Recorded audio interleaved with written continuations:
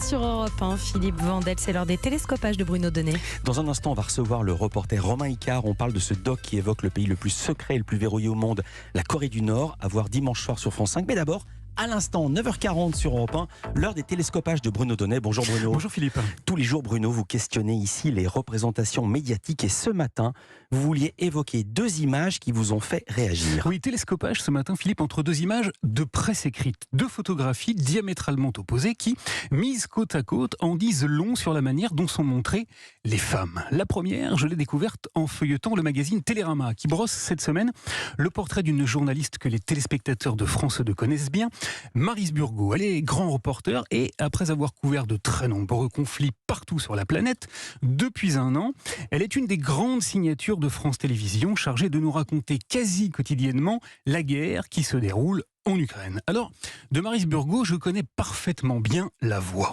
Des cylindres d'acier, des bunkers pour protéger les soldats dans les tranchées. La voix, mais également le visage, puisque je l'aperçois très régulièrement en situation dans les journaux de France 2. Pour que ces bunkers soient efficaces, il faut bien sûr qu'ils soient enterrés dans les tranchées. Il faut aussi qu'il y ait au moins 1,50 m de terre au-dessus de ces cylindres. Je n'ai donc pas été surpris hier en découvrant son visage en photo dans les pages de Télérama. Car au-dessus d'un gilet pare-balles siglé Presse, l'image montre le beau regard de cette femme et ses rides. Des rides, elle en a un peu partout, au coin des yeux, autour du nez, sur le front. Et c'est normal, parfaitement naturel, car Télérama me l'apprend.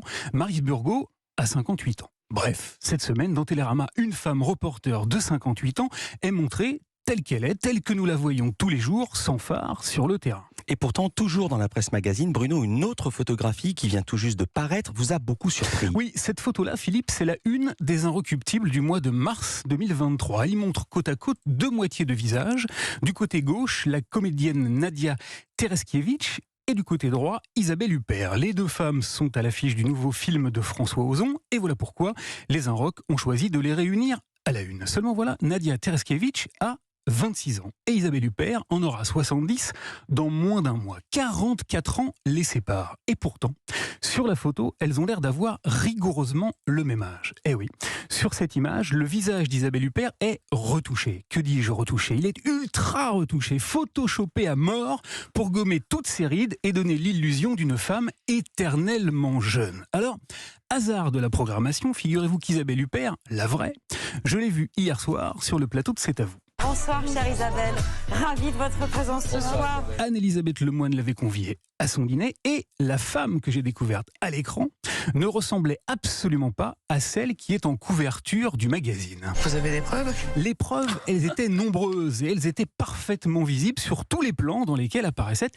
Isabelle Huppert. On voyait qu'elle avait bien 69 ans et des rides tout à fait charmantes. Eh bien, pour que ça, évidemment, que ça gêne à ce point, Oui. on ne sait pas d'ailleurs qui ça a gêné.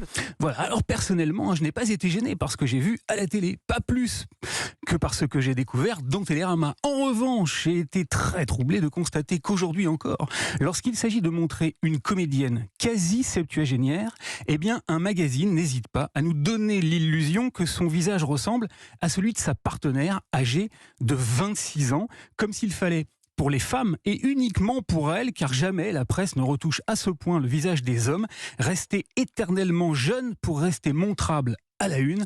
Ah oui, encore un petit détail, Philippe, que j'avais oublié de vous confier. Dans l'éditorial des Inrocks, celui qui suit immédiatement la photo de une, il est question de changement, de respect d'autrui, de comment être actrice en 2023 et d'une grande question, que faire des rapports de domination?